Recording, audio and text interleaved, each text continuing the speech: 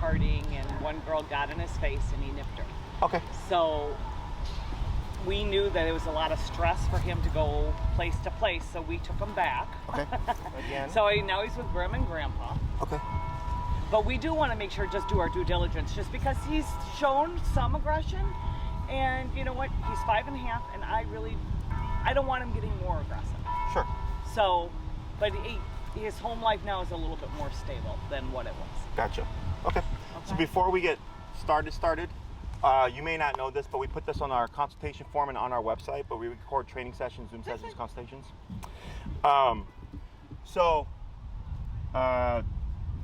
Partying, girl goes in his face, we get a nip. Now, was there punctures? Was it just like a scratch? Okay, there was punctures.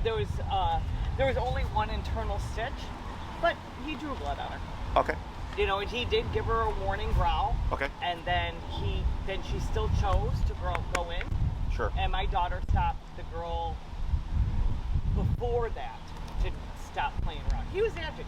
Sure. You know, he was tired. He was in a different place. He was in a hotel. He was agitated. So it was not good at all for any situation. Okay. It should have never happened. I feel bad for the dog because it should have never been like that. Okay. But that being said, you know, he's a big guy, and I don't want him to be aggressive. And I Sure. don't, you know what I mean? Or to get any more aggressive, thinking that's okay. Okay. So I felt like we should turn around. She was like, we should put him down. I'm like, no, we shouldn't. You know what I mean? So, Yeah. you know, obviously he seems very vicious right now.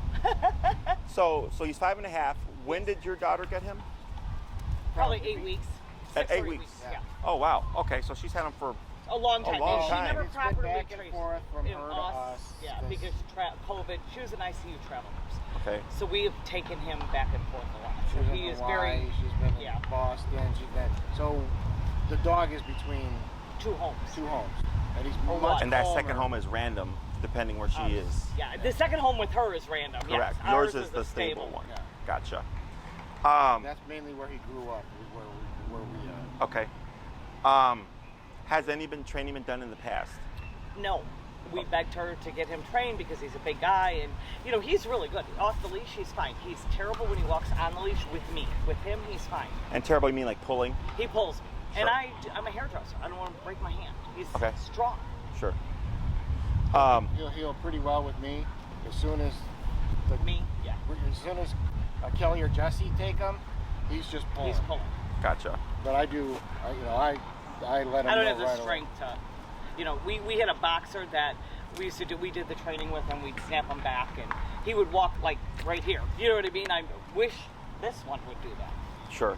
You know, and I'm not looking for unrealistic expectations. I know he's 5.5 now. This probably should have been taken care of a long time. Well, it's. I mean, I've trained dogs as old as 12. Okay. You know, it's just when I get it. Like, I even had a client that they're like, the dog was like 14, and I was like, the dog's old. Yeah. Like, I'm like, like just let you know, it's got a couple more years left. Like, Yeah. honestly, I'm like, I'm not even. Why are we gonna do? Why are this we gonna with do the this? dog You know, now? I give them the answers, and I'm like, but honestly, I was like, I wouldn't do it. The dog's old. You know, but he's young. He's 5.5. He's got plenty more years left in him. And this incident with the friend or whatever, Right. this was in 5.5 years. This is the first time that's ever happened. For a person, yeah. Okay. No, What about? No, I mean like he likes to lay on my side of the bed. Okay. One time it was Moved late. him. I started pushing him, and he went. "Argh," you Okay. know, and he didn't. There no bite, nothing like that. But I'm like, okay, Yes. he's getting little pissy, episodes. Sure. But nothing where Yeah, he he's snapped showing or, his dominance. Yes. Yeah. Sure. How long ago was that with these? When you 2 pushed years. them? It's been 2 But years. still, Okay. he'll Yeah. growl a little bit when he Yeah. doesn't like what's going on. So we don't want that. He's a- When he he's doesn't very- like what's going on, what does that look like? You know, like you said, you pushed them. Growl. Yeah, it's just mainly a growl. But Or- what's happening that makes him growl? He doesn't want to do something. We're forcing him to do something. Like get off Like, the bed get off or the bed, move over, get off the couch. sure. How frequent would you say it is? It's happened to me once. Only once in 5.5 years. For me, once. Okay. I don't know. How about for you? He's done it a couple times within the 5.5 years. So he's 95 pounds. So we got at least a handful of times that Yeah. he's growled, and then Yeah. we have one incident of him actively biting Yes. someone. What about with dogs? He has bitten another dog. A woman came up, a shepherd came up on him. My nephew was babysitting him. Okay. My nephew was buying something off of a food truck. A woman came up. The dog was on the other dog, and He was just sitting there. And he was just minding his sitting own there, business. and then the woman's like, "Oh, can our dogs be together?" My nephew's like, and then they went at it. He got skinned. Okay. And how close was that dog? Like right here, or? The dog was in his face. The dog was in his face. Okay, sure. Does he socialize with dogs other than that? We've kind of kept him away now, Yeah. just because it's We're not s- worth my We're aggravation. scared. Has it been since the incidents, or like, and before you would let him go up to dogs, or do you always just He kind would of be kept funny them? with certain dogs. If you get to the dominant dogs, Shepherds he hates. shepherds he doesn't like. You know what I mean? But Yeah. like labs, he'd be fine with. And we live across. We're at Lakeshore and Diversity, and there's a big park out there. So we have a lot of dogs out there. And honestly, I just keep him away now, just because it's easy. And we let him off. We let him off the leash. He's off the leash a lot. He'll Our stay- problem is dogs come running up on him, and I'm like, oh God, here we go. I'm like, Careful, get don't- your dog. I want my coffee. get your dog away from my dog, please. Sure. You know, we're way off. Sure. You know, we're like, you know, by the tennis courts, and people, go play with them. I'm like, And then who's this training for? Is it for you or for your daughter? it is for. We are keeping the dog permanent. Yeah. Okay, This so is he's our dog. Okay, This is so our all right, dog. cool. So there's going to be some stability now. Yes. That makes things a lot easier. Yes. Okay. Okay. And I'm assuming your daughter. I mean, did she do the research and book this? She did. She did. I went to somewhere else that Blum Animal Hospital recommended, but it was like in Indiana. And then my daughter found a place closer. That was like the end of September, October. Yeah. I'm like, First of all, I'd rather keep it in the city, and second of all, you know what I mean. That Sure. you know, she saw you guys had good reviews. So, because financially, she is still taking care of this dog because this is her dog, even though Grandma and Grandpa have it. You know what I Sure. mean?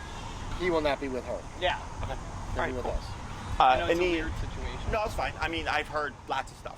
Okay, this isn't the first time that this has actually happened. You Right. know, kids getting a dog and hey, oh my God, I Oh, can't yeah. take care of it. Now it falls on mom and dad, right? Exactly. I It's- told her not to reproduce. I'll say it's, I don't want children. it's at least once a year we get something like Like this, this, you yeah. know. So not too long. But we've been in his life From the beginning. from the beginning. So, Okay. you know, We've been the secondary or primary caregiver for probably half his time. Okay. Now, if you could have the life you wanted with Blue, right? Right. What does that look like? playing with other dogs, not pulling her down the street. Okay. I mean, you see, I give him a little tug and he sits. Sure. I mean, he listens to me pretty good. He does not. He'll listen to Kelly, but off the leash, Half-heartedly. yeah. But when he's on the leash, he just wants. He's like, okay, Miss Grandma, let's go. And he doesn't. He needs to be, you know. And I got a lot more strength, you know. And he needs to be more obedient with her. Sure. Or with both of us. Yeah. And my other daughter lives with us. She's got special needs. Okay. And so she walks him also. Okay. So it would be great just to know, A, he's never going to be a jerk again. And mind you, I blame it on the incident, not the dog. Because, you know, people can only be pushed so far. But also, too, you know, I've got also an adult who's got disabilities who she's very high functioning, but I don't want ever anything to happen. I see. You know what I mean with that. So May I ask the special needs? she's developmentally delayed. Okay. So she is really high functioning. She can walk up to the grocery store. She goes to a program. She gets on the pace bus and stuff, and she's fine. She used to work at an animal hospital, so she's very Okay, well cool. versed. Yeah, with very good Sure, with sure. dogs. Okay. Just make sure that there's capacity to, because this is obviously like a 95-pound dog. Right. Right. So like, we just got a call from a lady's probably like in her 80s, and she got a 100-pound German Shepherd because she's had German Shepherds all her life, and then she got the one bad one, you know. Yeah. And now she's calling us like, hey, I need help, and we're like, you know, why would you get a German Shepherd when you're 80 years old? Like, you know, it's time. Like when I'm 80, I'm not gonna I'm have. not doing that. Well, you're I'm gonna have a white pound Yeah, Chihuahua. yeah. You know, Can't like, you just get a little fluff ball? Yeah. yeah, you know. I didn't want a dog at 50. So, yeah. So just making sure that all. So that sounds like it's perfectly capable. And he listens to her. I mean, he pulls too, but he'll listen to her too. He knows, you know what I mean? He's not controlling her. Sure. She's fine walking him, and As is already. Yeah, he's Sure. fine. Okay. And there's never been any incident between him and her with No. tension. No. Gotcha. Anything else? Nothing I can think of. And are you guys planning on doing the training yourselves? Whatever you recommend. Well, Okay. we would like to do the training ourselves, obviously. I recommend the most expensive thing we have. If if money isn't an issue. All right, we got it. We Jesse's got it. paying, we got it. But honestly, yes. I mean, we are absolutely capable of following directions and doing that. Okay. If you feel like you need to insert yourself, that's great. Whatever you think. Sure. Okay. So whenever we do dog training, I almost always recommend the owners do it themselves. Okay, because we're not living with the dog, you Right. are, right? You're gonna have the dog the next 8+ years. So you need to have the know-how on how to address things when things go south, how to prevent things from going south, right? And having the control of being able to walk your dog and do things with him and be confident that you have that control, okay? Did your daughter fill you in on how we train at all? The methods that we use, anything like that? No, she didn't really. I Okay, didn't. so I'll fill you in on all that stuff. That's what this is for, because sometimes people just kind of breeze through the consultation form and they don't read. And then they show up. I think she did read. She's Yeah, really yeah, good yeah. about No. that stuff. But she was looking at places, I was looking at places, and she's like, okay, this one seems like it's going to fit us well, so that's why she did it. Okay, so we specialize in behavioral stuff. Okay. That's my niche, specifically aggression. But we deal with nervousness, fear, anxiety, aggression, all that kind of stuff. In your particular case, this is what I would, from what I'm hearing so far, a minor behavior issue. Because in 5.5 years, he has a handful of incidents. Right. Okay. For me, in a handful of years, I probably have a handful of incidents, right? That's Of why me I getting felt about pissy, it. stuff like that. When it's hey man, like every week we got something going on with this dog. Like then we're looking at That's a a problem. You know, I get clients that can't walk their dog Right. because if they see other dogs, it's just a shit show, right? So it's a guarantee. So they go out like at 3 o'clock in the morning. You know, they'll go up like 5 flights of stairs to avoid the elevator because they don't want to get in the elevator with a dog. Like this is that it becomes their life, right? Right. Is I go, okay, now that's a problem. That is Right. something that is we definitely need to get under control, and it's not that it's severe, but it's more of like an actual what I would call behavior issue. Okay, so in the incidents that you've described so far, the biggest one to me is just that, like when you said you pushed him aside and he growled. My Chihuahua does it. He started doing it more in the past year, I would say, but he just turned like 9, so he's becoming a senior now, right? So like the other day, like I moved my foot and he like growled at me. I'm like, you jerk. And then I'm like, you're 9, you're getting old, you're getting crotchety. Right. So I'm like, I understand it's gonna come with the territory, right? In your case, it was just a handful of times that you try to push him to do something, he growled at you. So he's essentially just like you said, asserting himself, right? And he's warning you, he's not escalating. Because that would also be another factor where it's like, hey Jesse, I tried to push my dog away and he bit me in the arm.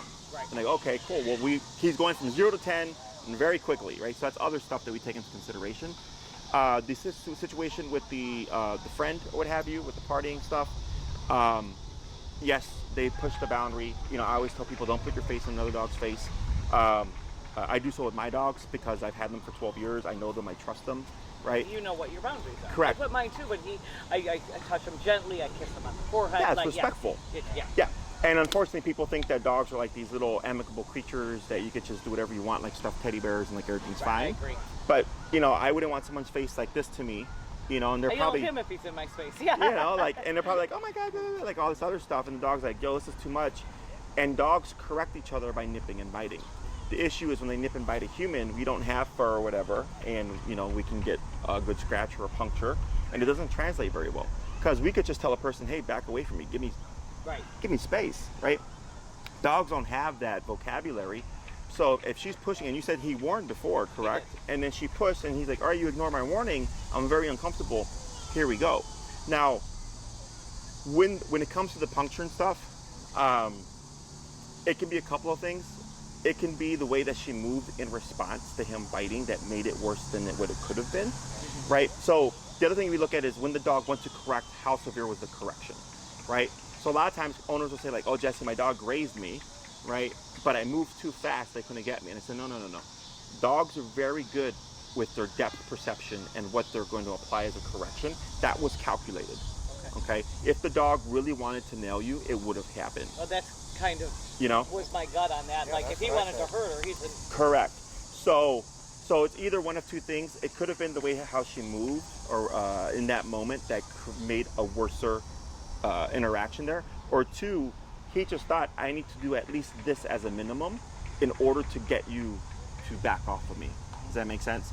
So that's something we take into consideration, because then we have to think, well, if we ever put the dog under stress and push them to these boundaries, that's the degree that we know at minimum they're willing to go to. Does that make sense? Yeah. So all these things, it's all good information.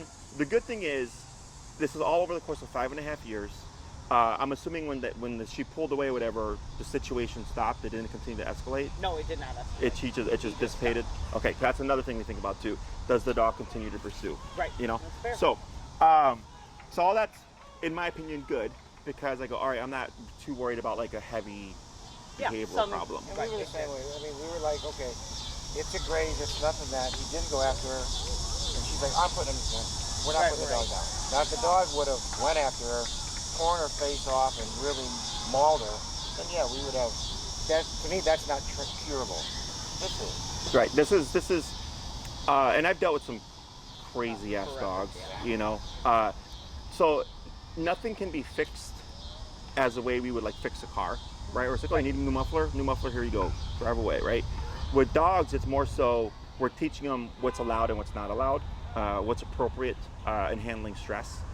Just like with humans, like if I get stressed, I could, you know, do drugs and smoke cigarettes, or I could go for a run and go to the gym, right? Two different ways of handling stress, right? One's healthier, one's unhealthy, right? Same thing for the dog. There's kind of healthy and unhealthy decisions, but they don't really understand that because we dictate that for them, right? He doesn't understand that nipping someone in the face as a correction is not good, right? Because that's how they treat their puppies. That's how they treat each other, right? It's how they communicate. But when it goes from dog to human, that's where it becomes inappropriate, okay? So like this here is a dog bite.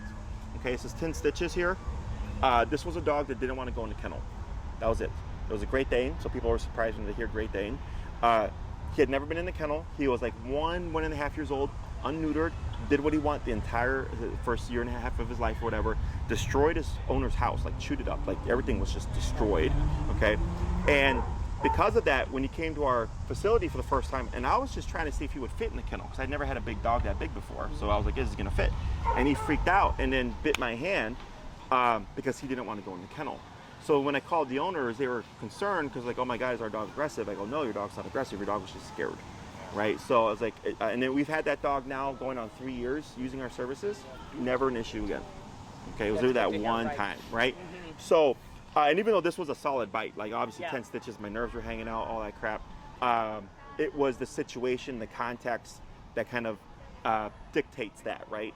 Because people, I get clients who are like, oh, my dog bit someone, we should put him down, right? Like, and there's because if you look at anything online, you could go this side or this side. The internet will tell it's you very anything much you want to hear. two different ways, right? You can find whatever you want, and it's just what vibes with you, right? Because our brains all work differently. Right. So, from what I'm seeing, everything seems pretty standard, okay? Like in the sense of the behavioral stuff. So when it comes to addressing these things, the biggest thing really is just, and you having them now consistently is going to be a big factor. It's just setting boundaries, right? With people, not so much. I mean, the dog needs boundaries too, but more so with people, right? If you see someone coming and like, oh my God, oh my, he's so beautiful, right? And it's like, we don't know, we don't need that, right? And that would be the person I would say, like, you're not touching my dog because I know my dog does not like that kind of energy, okay? Because we cannot make him like that, right? So like, I'm a passive energy, I'm neutral. I have friends that are loud.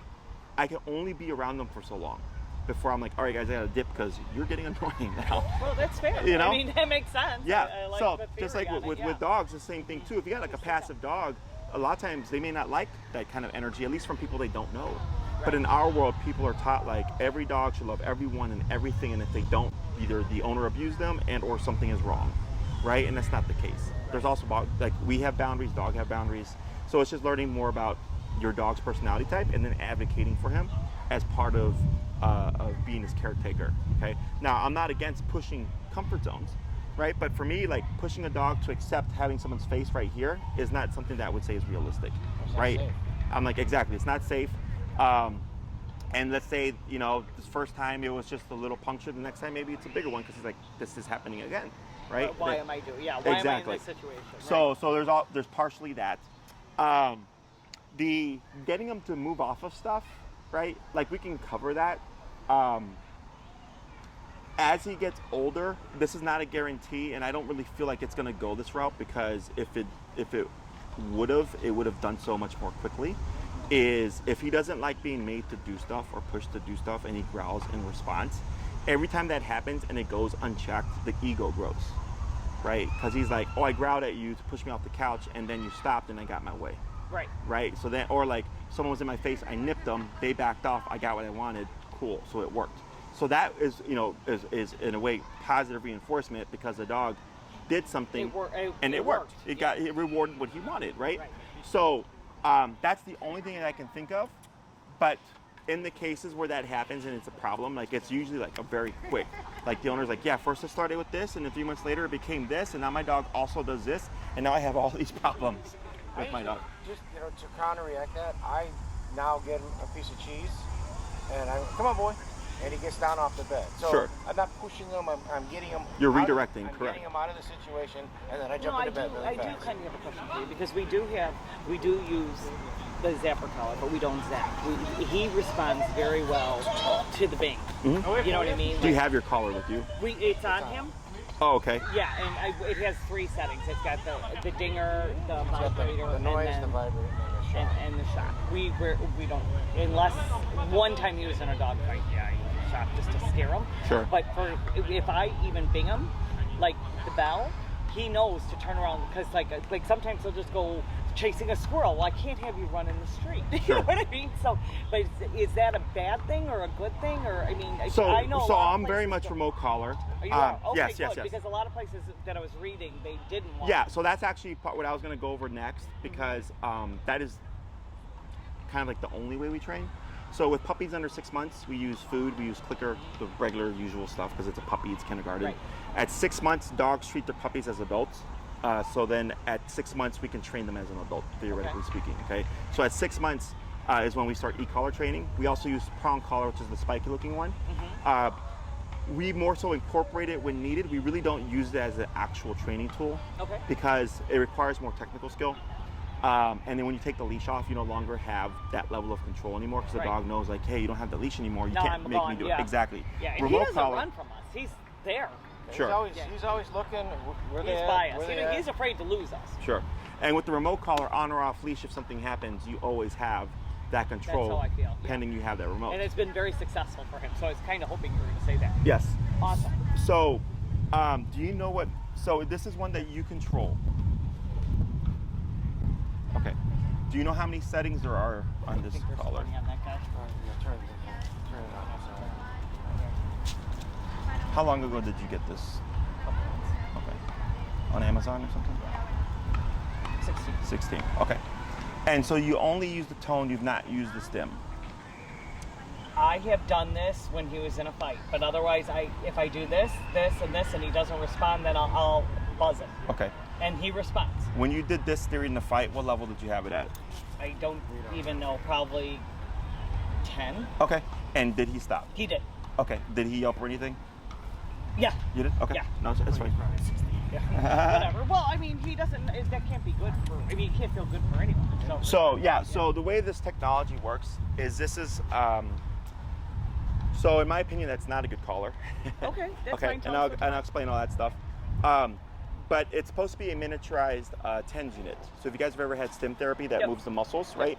It's the same technology, it's just the muscle stimulator, so it's not actually shocking the dog, which is what most people think. Because that tool is referred to as a shock collar. Right. And the reason that we have that term comes from 2 places. One, yours has 16 levels, right? When e-collars first came out, they had like 3 to 5 levels. So it was much more shocking because the jumps between the intensities were very great because you had 1, 2, and 3. Okay. Maybe 5. Yours has 16, so a bit better than 5. Ours has 127. Okay, so 16 and 127 are the same, but we have 111 more divisions. Does that make sense? It does. So we can really fine tune it. So like, let's say the dog is yelping at 5, but not listening at 4, you're stuck, right? Because it's either your dog does not listen or your dog listens, but now they're yelping every time. Okay. With our collar, we have 40, 60, 50, 51, 49, 53. We can really fine tune it to like an exact number. Because we do want the dog to respect what it's being told, but at the same not time, we're not hurting. needing yelping. And there's exceptions to all that stuff, Sure. right? Because if we look at discipline, like I was raised old school, I was spanked. You know, I didn't walk away from a spanking smiling. Like Right, I was no, nobody usually does, right. bummed or I was crying or something, Right. right? So if he's being reactive and I correct him and he yelps and he stops the reactivity, in my opinion, that's fine, right? He yelped, but it's discipline. Right. Nobody likes discipline. Right. But what we're trying to get is a number that the dog respects and wants to avoid Okay. without getting the vocalization. Okay. That's ideal.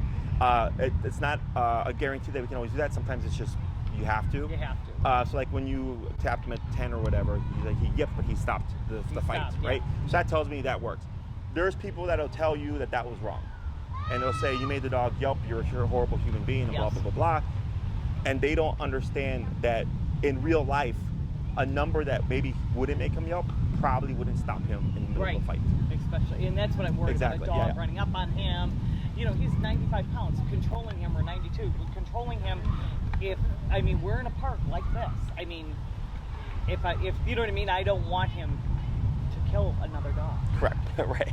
So, I don't want that. I mean, yes. You know, that's shepherd. But we're not going about the training like making the dog yelp all the time. Right. You know, but we want right. the dog to respect the commands, Exactly. and then maybe we get it, and then if we do, not a big deal. We figure it out. Mm-hmm. So, e-collar, in my opinion, is the best tool because on or off leash, you do have control, pending you have that remote readily available. Okay, so that's why we only train via remote, because it has the highest level of control. So like I have a standard for my training, and I want all my clients to always get to that standard. Okay. Now, whether or not they get to that standard is depends do they do the homework. Sometimes they jump in ready to go, but they don't like the methods, or they're not willing to follow through. I just had a client that I removed from my calendar on the first class because they have a dog that goes after people. Okay, and on the first class, I need to get a certain thing done because I only had so many classes with them. Right. Okay, and they kept going against me during the lesson, and I go, look, if you're not willing to go here just for this, we're not going to be able to stop the human stuff. So I was like, and I'm not going to spend a class arguing with you. I'd rather have someone on my calendar that wants to work. Right. And I was like, bye. Right. Good luck. I wish you the best. Right. Right. So That happens. you have to be willing to do what you need to in order to get to A to B. Okay. And that's what makes me a successful, effective trainer, is because I am that guy. A lot of trainers do what's called low-level e-collar, which means they work stupidly low, right? So like on 127 levels, they might be on 4 or 5, and they're training with that, but they're constantly jumping up to these higher levels to address the dog.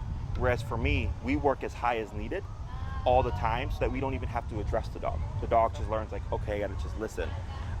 Because they do low level because it makes the human more comfortable to think that they're training their dog at these ridiculously low levels of 4 and 5 instead of Johnny, like don't do it. 54. Exactly. Now, that kind of training makes you think like when you were a kid, if I go do this, I'm gonna get my ass kicked by my parents, so I'm not gonna do it. Correct. Right. Okay. It's the same. I want the dog to listen, yeah. Yeah.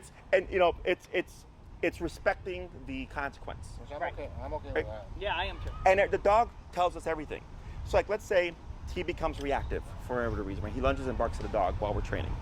And you remote him at 25, and he continues to lunge and bark, right? And we keep increasing it, and then finally you hit 85. And when you hit 85, he stops the reactivity, right? What do you think I would tell you? Keep it at 85. Keep it at 85. When he becomes reactive, or you think he's gonna become reactive, be at 85, because that's what worked. We're not gonna go all the way down to 25. No, Johnny, no, Johnny, exactly. no, Johnny, We're gonna no, just be Johnny. there, because then you get a dog that thinks you're going to warn them, and in that warning phase, they can push the behavior, and it can already be happening by the time you're Right, it actually could at be the a consequential problem. number. So if I know every time I run a red light, I'm gonna get a $1,000 ticket, I don't want to spend $1,000 on a ticket. Right. So I'm gonna stop at every red light. I'm not gonna gamble that, right? Right. But if I get a warning and a warning, right, which I've gotten warnings from cops for doing rolling stops, you know, are you a police officer? No, Yeah, but I was like, he am I getting? I'm rolls. like, so rolling stops, right? Very much a Chicago thing. I've been stopped by cops, and they're like, "Sir, do you know what you did?" I said, "The rolling stop, officer." They're like, "Thanks for being honest," right? And they let me go with a warning because I was honest. And then I guess what I do? I do a rolling stop the next time, right? But if every time they stop me, they're like, "You did a rolling stop. Here's a ticket. Here's a ticket. Here's a ticket." I'm like, "Damn, man, these guys are strict. There is no warning." Right. I'm not going to do it because I know there's no gray area. Consequence, yeah. Exactly. That's the same way dogs are.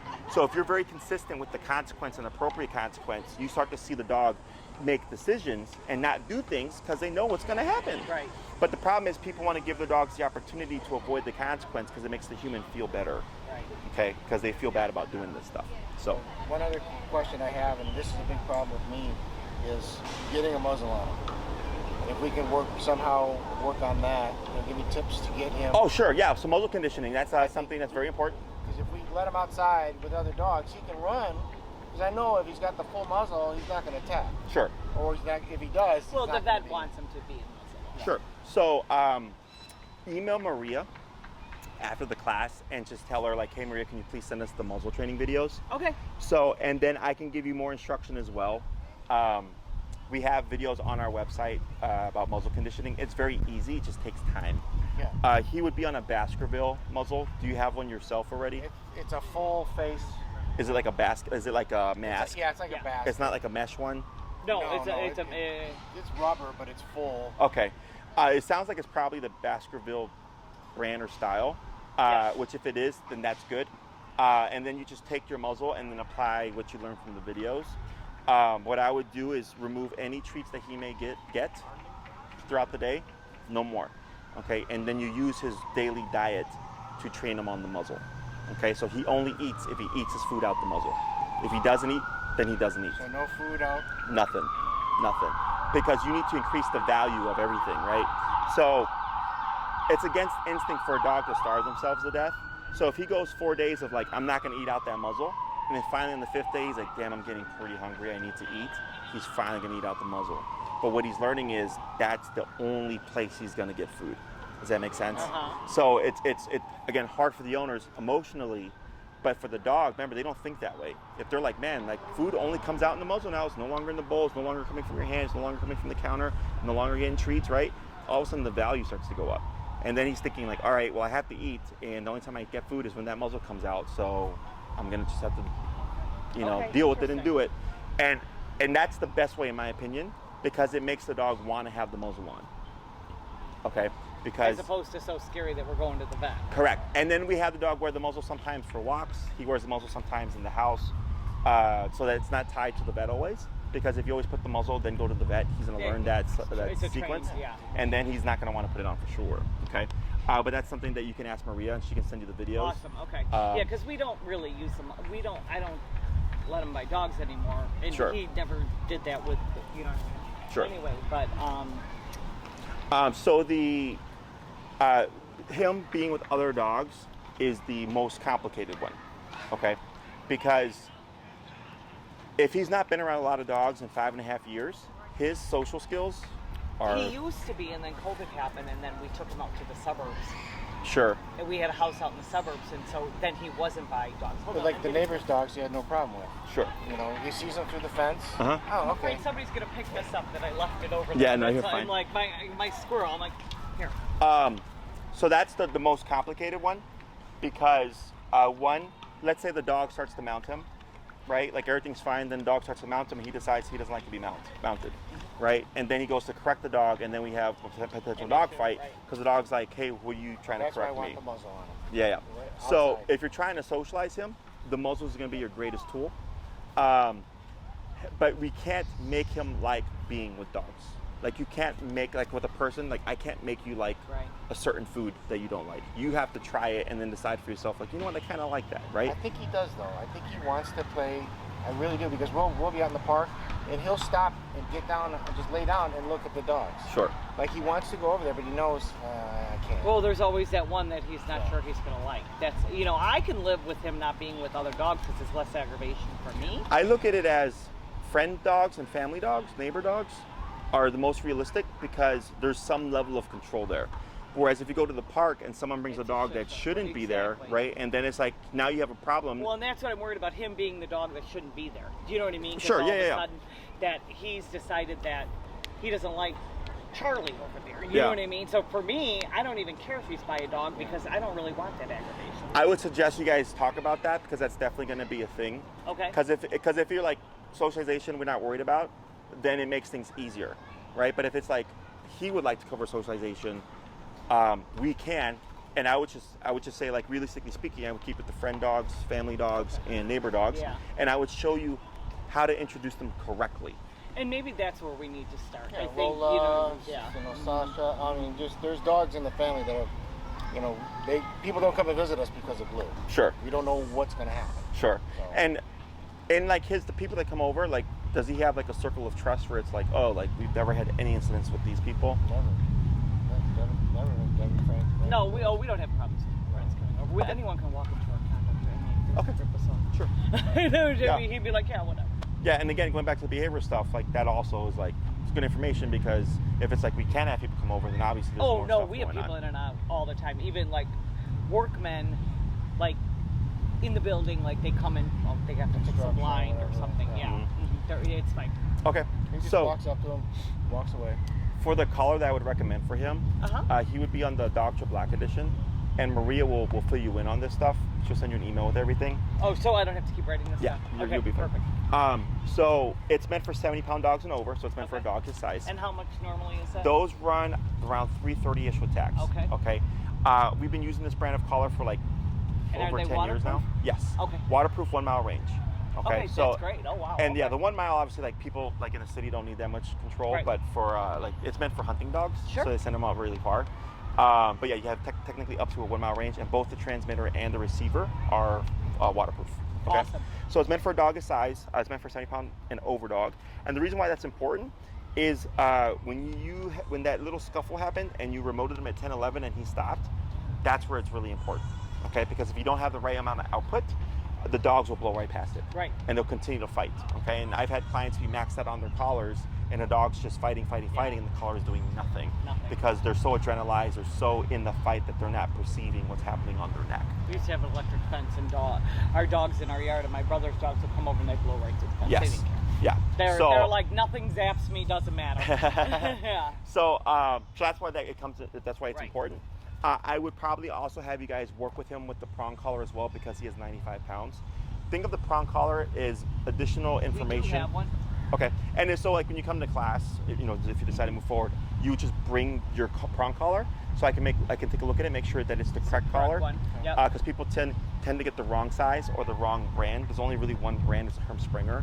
That is the brand that we use for prong collars. Every other prong collar is garbage, in my opinion. Yeah. Okay. And I don't know. My daughter bought it. I have no idea Sure. if it I suggest you just bring it. Yeah. And if it looks like it can work, then I'll just help you adjust it to his size. But we would do both prong and e-collar, because the prong would give you more leverage. Yeah, I don't want him pulling. Yeah. Honestly, I need my hands. That's it. Sure. So technically speaking, like with the e-collar, you shouldn't need it, but it's there just in case. If you need a bit more leverage, the prong collar and the e-collar work very well together. Okay. When it comes to the training and how we start and everything, the first thing we always teach is leash walking, because leash pulling is one of the most common things that people want to correct. Leash reactivity is also one of the most common things we want to correct. So the first class is always going to be the heel command. We like to train here, as you can see. It's nice and busy, it's realistic, we got plenty of space to work out of. So you're training in this kind of environment. We don't need to train the dog. You just show up with your equipment and we coach you through everything. Okay, so it's all hands-on for you. Before, I used to work with the dog in front of you and then give you the dog and then have you work with the dog. But what would happen is I would work through all the hard parts, so then the owner didn't really get that hands-on skill. So is it beneficial for Kelly to have who's in The one who's the biggest problem. Yeah, I usually focus on the primary handler, like who's going to work with the dog the most, and or the one that would have the most difficulty. Then it would be me. Because once we get over things, it's easy peasy. So like when I work with couples, if I have a dog that's very difficult, like I had one in particular, the husband was like 6 foot something and the wife was like 4 foot something, and the dog was just dragging him all over the place. Is I worked with the wife first, and she gave the dog to the husband because it was going to be his turn, and she was like, haha, good luck, right? Because the dog was yanking her all over the place. And then finally when we finished, he was good, but it just transfers. Right. So the husband didn't have to do anything. The wife literally did all the work. Why does he not do that to her then? What do you mean? Well, just because you set different expectations than I have. He knows he can get away with shit with me. It's like parenting. I mean, come on. It's Yes. 101. Yeah, good cop, bad cop type of stuff, right? And what's great about the e-collar is that if your number is 50 and your number is 50 and you're pressing at the same number, it's the same. It's not going to change. Right. But like you said earlier, you have more physical capacity to just kind of pull him over. And he knows like, okay, dad's stronger, I'm going to behave, right? But if she isn't able to replicate that, then he's going to learn, well, mom isn't as strong as dad, so I can push with her. Does that make sense? Right. So yeah, so I always use like the parents, grandparents kind of analogy, where kids will behave with the parents, but they misbehave with the grandparents typically, because the grandparents like spoil them a bit. Do whatever they want. Yeah. And that's exactly what we've done with them. And they learn that dynamic. Okay, so it's the same thing for dogs, except it could be maybe you're the stricter one, he's the lenient one, and vice versa. He will learn to play that dynamic. Okay, but it wouldn't affect your training though. So if one person is very strict and then one person is not as strict, the dog will still behave the same with that person because the dog knows. Right. Does that make sense? What we're doing right Yeah. now. So or like let's say you have to leave them with a relative because you're traveling, and they don't do any training. When you come back and you re-implement everything comes back, because he's learning. Okay, parents are back, have to be behaved. Blah blah blah blah. Okay. because I've had clients like that leave for a month, right? And like they leave their dog with a relative because they don't want to pay for like a $2,000 boarding bill. And then they come back to the dog's like a lunatic because nobody was doing any training, and then they just re-implement everything that they learned, and dog comes right back to where they were. Okay? So when it comes down to like the cost and the length of time, it just comes down to like how much you're wanting to achieve. Okay? So we have 3, 6, 9, and 12-week programs, one class a week for an hour. I would put you at minimum 6 and up to 12 if you want. Okay? With each length of program, we can achieve different results, right? So if you do 6, I look at it as like the bare bones. I'm only going to cover the stuff that I know you need and that you will use. I'm not going to teach you stuff if you're not going to use it. Right. Okay? It's like other training programs, they make you go through a set routine. Right. And you're like, I don't need this, I need that, right? But you have to wait until you get that. I don't do that. Typically, it's always heel first because it's almost always something that the owner wants to cover anyways. So if we do 6 classes, it takes typically 2 classes to teach the concept of heel. Okay? So the first class, we show up here, I work with you, I give you your homework, you go and practice, you come back week 2, we review, see how everything's looking. If it's looking good, we work on the second half of heel, you go off, do your homework, and by the 3rd class, we can start jumping into the other stuff, okay? Because heel kind of primes the dog for everything else that we would teach, okay? Recall, come when called, typically pretty important. If that's something that you would want, Yes. we would come in with that. The stuff with the behavioral thing, the only thing I could think of is getting them to get off of objects on command as opposed to having to always redirect them with food, right? So like my dogs, if they're sitting on the couch and I go to sit down, I don't need to say anything, they just jump off.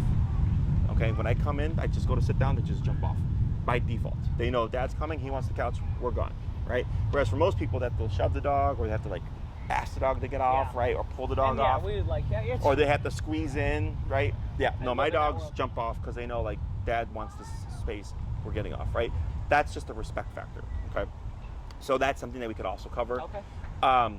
When it comes to like the whole biting people thing, I don't really think that's a thing to do because, you know, it was someone pushing a boundary. They weren't being respectful, and we weren't aware of that limitation. Now we know. That would just be something where it's like, okay, you have control of your dog. So if your dog is being obedient and staying in command, he can't get in trouble, right? Because then it's very easy to advocate for my dog because I know my dog is here. But if you can't control your dog and someone's coming in, you can't control them either, well, that's a harder situation. But as long as you can control your animal, it makes controlling the environment a lot easier. Perfect sense. Now, when are the, is it 6 continuous weeks? So it's Sunday, Sunday, Sunday, or is it? Correct. So is it always Sundays? So what you would do is you would schedule a time with Maria. So like, let's say you decide 6 classes, and let's say Sunday at 11 was free and you wanted that time. You would let her know. And for 6 Sundays at 11 plus 1, so 7 weeks technically, that is your time. No one can take it from you. I will see you every Sunday at 11. Okay. We do travel. We have a little couple vacations. That's my concern. Sure. And we can work around that. Is that okay? Even though if it's a 10-day thing, or does that make sense? Right. So it doesn't impact the training, in terms of like your results or anything that you would get as long as you're doing your homework. We get people that travel all the time. Okay, good. So what happens is, let's say you do that, right? So for 7 weeks, that's your time, and you use up what's called your priority. Let's say you go out a couple of times, you have to reschedule a few classes. So we hit that 7th week, so you've technically lost priority over 11 a.m. on a Sunday. Okay. Right? But you still have the 3 classes left. Okay. You would just, Maria will let you know, and we will schedule at other times. Yeah, okay. Exactly. So so when it comes to canceling or rescheduling, as long as you give us a 48-hour window, not a problem. And I know the dates now. It wouldn't even matter. Yeah, you would just let her know, and we would just work around it. And there's gonna be times where she's gone and I'll be here, so. Sure.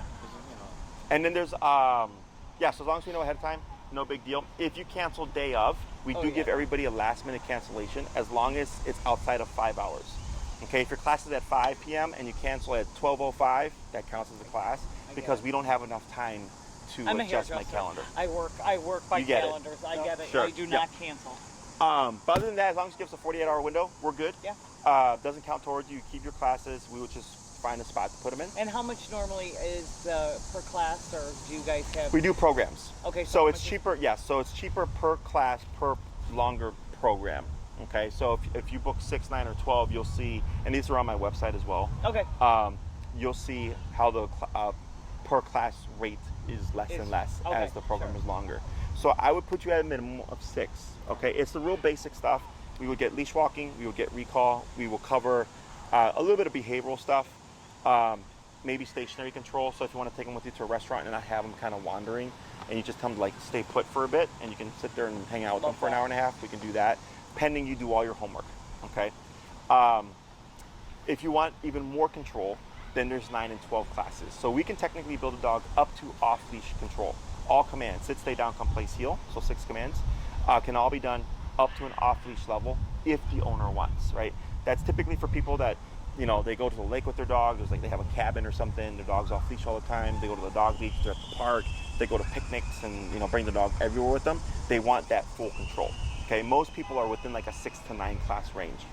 The only thing that I will point out is because we're gonna be putting him under pressure and making him do things, is there is the variable of he doesn't like being told what to do, okay? So I suggest 6 at minimum. 9 is a nice buffer just in case if we start to notice, like, because it's funny, like there's no problems until you start to make the dog do something, because now it goes from will you do it to you're gonna do it. So it becomes a command, not a request. And what can happen is you see more protest from the dog. They're being more defensive, they're not complying, so to speak, you know? So having that buffer just gives us a window of we can work through those things and not worry about like we're tight on time. Can we always extend on too? Is that an issue?